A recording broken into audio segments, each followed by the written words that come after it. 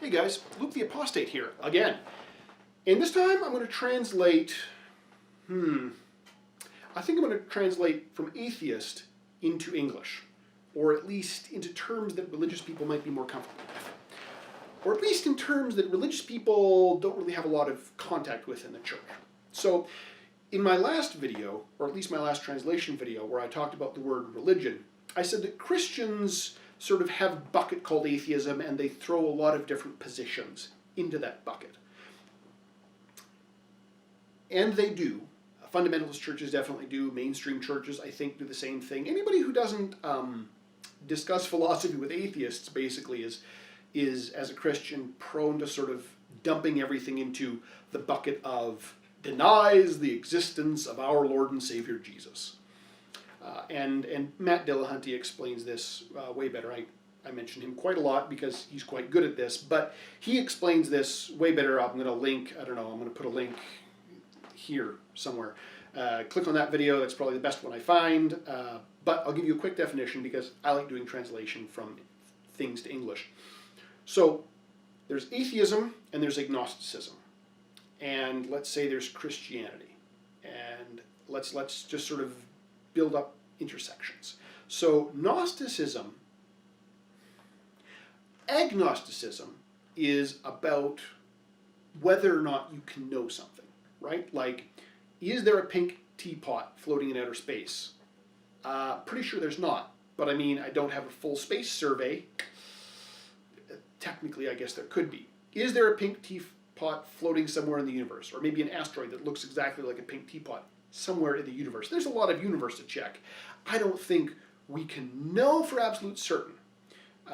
We can say it's likely or not, but we can't know because there's a lot of universe to check. Maybe if we spread the species over the entire universe, someday we could know, but for now, right now, we couldn't possibly know that.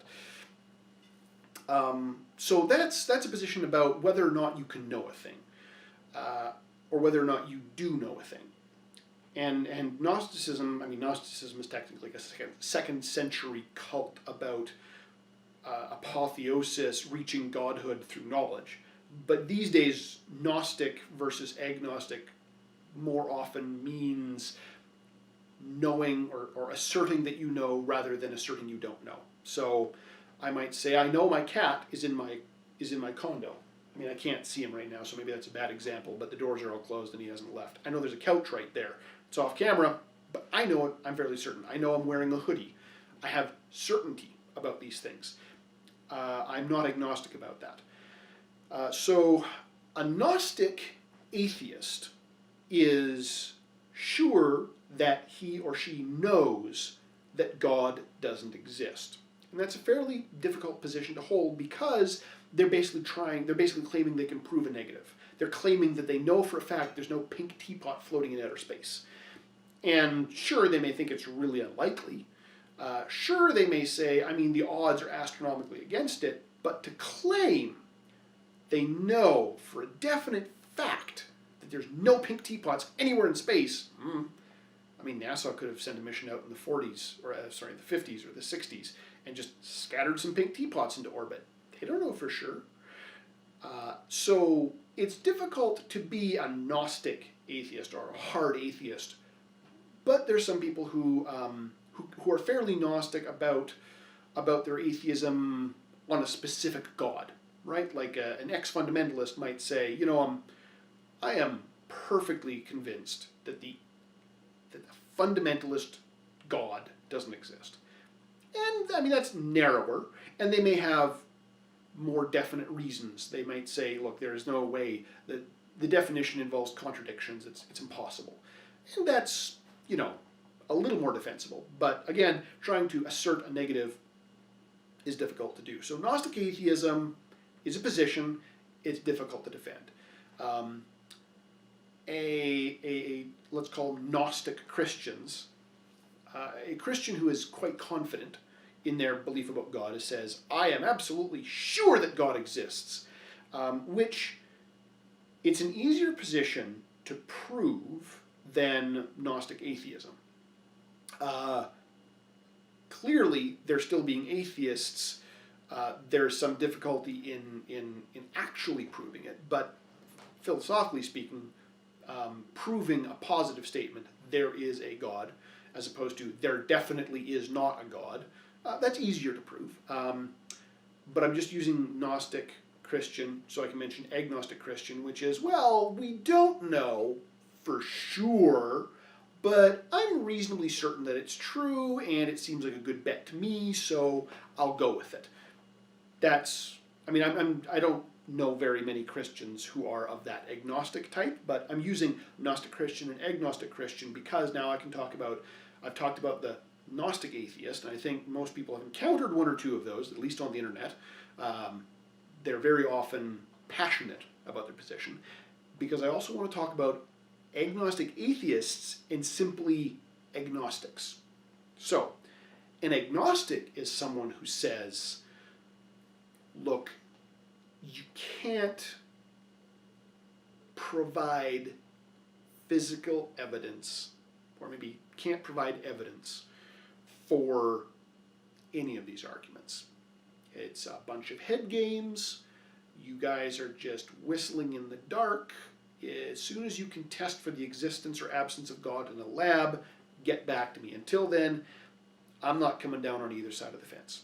Now, to some Christians, that's as good as an active denial of God. That puts them in the atheist bucket. To most atheists, I mean, they can respect the position. It's sort of a skeptical position. It seems a little credulous to some, very emphatic, very emphatic Gnostic atheists. That seems like a weak position to have, but atheists will generally respond to agnosticism with, okay, I mean, at least you're not drinking the Kool-Aid, such as it was. And then you've got agnostic atheism, which is, in my opinion, the easiest to defend of all these positions.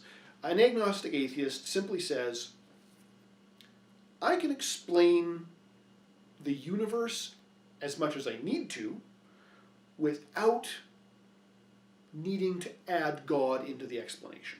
And adding God into the explanation, it adds a whole, you have to start adding more and more and more explanations, and it just gets really, really complicated, and it doesn't predict the universe any better. So I'm going to stick with there is no God because I don't need a God to explain the universe. And I'm not saying there's definitely no God anywhere, but I don't see the need to assume that there is a God.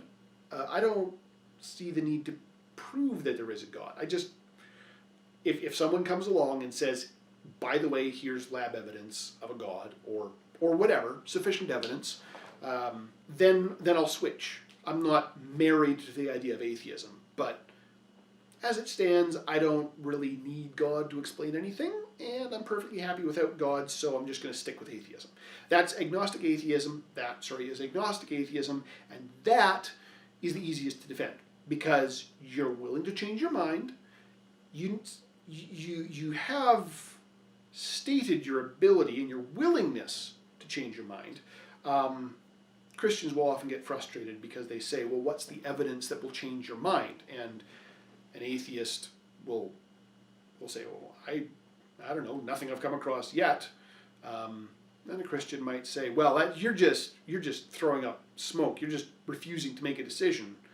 To which the agnostic atheist says, well, yes, that's the point. Matt Dillahunty, again, I mention him over and over.